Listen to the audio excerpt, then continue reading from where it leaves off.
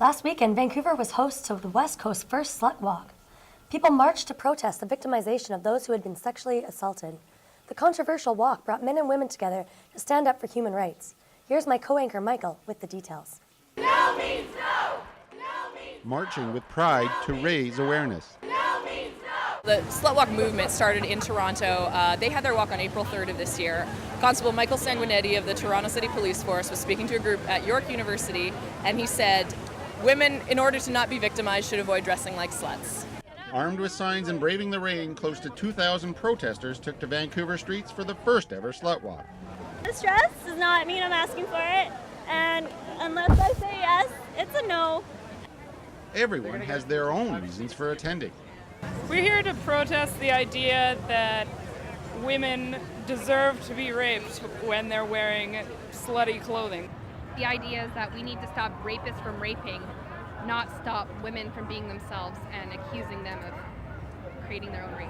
This is a dialogue that organizers hope happens throughout all of society. My message today, have lots of fun, be yourself with pride, and just, stand firm in who you are with courage. While no one would disagree that women need to take steps to protect themselves, there's a lot of other things we can be talking about, and that's why Slut Walk Vancouver started. We started it to change the conversation from a don't get raped culture to a don't rape culture. We're here today as feminists in the hopes that no woman will ever again be shamed or attacked with the word slut. Organizers of the march say it's only the beginning. There's a series of marches taking place worldwide, as well as plans for a second annual Slut Walk. Michael Popove in Vancouver for BCIT Magazine. And with the Vancouver Canucks playing in the Western Conference Final for the first time in 17 years, Canuck fever has taken hold of the Lower Mainland.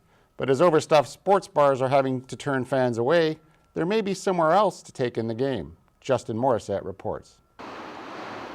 Rogers Arena is where every fan wants to watch the game, but for those who can't make it in, the games are now being shown in more unconventional places.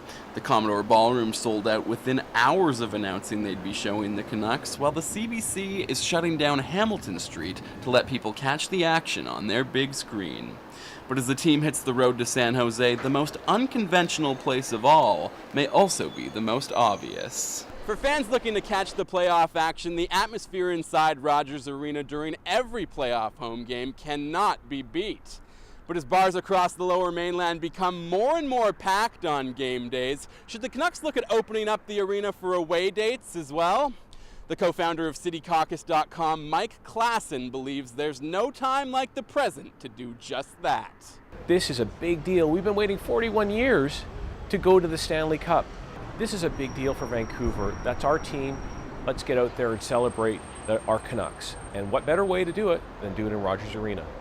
They're now doing kind of tailgate parties on Abbott Street right beside the stadium during home games. They are hinting now that they'll open up the arena during an away game during the finals. And we're saying, hey, we're in the semifinals now. Let's just do it. For their part, Canucks fans seem keen on the idea.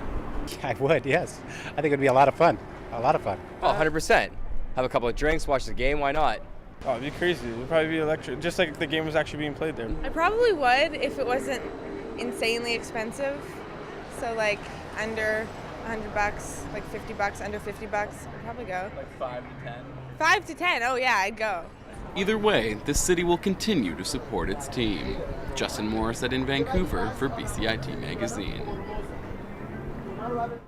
And for more on tonight's game, we go to reporter Justin Morissette. So Justin, is there any chance that Rogers Arena is going to open the doors for tonight's Game 3 against San Jose? Well, Michael, there's no progress to report on opening the arena to fans for games in this round, but there is some chatter that the Canucks will entertain the idea should the team make it all the way to the Stanley Cup Finals. Fingers crossed. Are any Canuck fans making their way down to California for Game 3? They absolutely are. BCIT Magazine reporter Paul Albee has made the trek down to San Jose to catch the games at HP Pavilion, and he assures me he is not alone. The flight down to California was packed with Canucks fans, all of whom have one thing in mind, making as much noise as possible to cheer on their team. So if and when Roberta Luongo makes some key saves in tonight's action, expect to hear those familiar "loos," just like at home. Back to you guys. Thanks, Justin. And the hype surrounding the Vancouver Canucks these days has reached a fever pitch. Now businesses are trying to make a playoff profit off a deep run. Reporter Connor Hammond has found that one business has started to sweep its way through Canucks Nation. The Granville Island Broom Company this playoff season is trying to salvage broken hockey sticks and make them into household cleaning items. The concept was developed out of a love for the game. We're big hockey fans in the shop here, and in the first series the Canucks were heading towards a sweep, and we thought, how can we make this fun? And we saw a hockey stick, and we're always looking for new things that we can develop and turn into brooms. Sarah Schwager and her sister Mary grew up in a household of broom makers in the Kootenays. After teaming up with fellow artisan Jory Bohm, it was only fitting that they took their operation to Granville Island, a place renowned for its shops with artistic flair. Great thing about Granville Island is you get lots of locals and lots of visitors. So already that's a nice, we've got a nice space here. After being weaved and cropped, the brooms are dried out for 5 days. Then it's off to the vise to begin stitching. So basically the vise just holds it in place, and then I can use this twine. And then I've got these cuffs with metal plates inside them to protect my hands, and a very large needle. Basically it's just like sewing.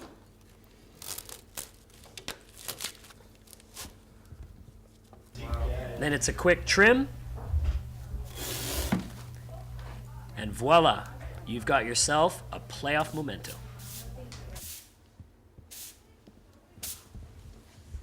Good torque on this one.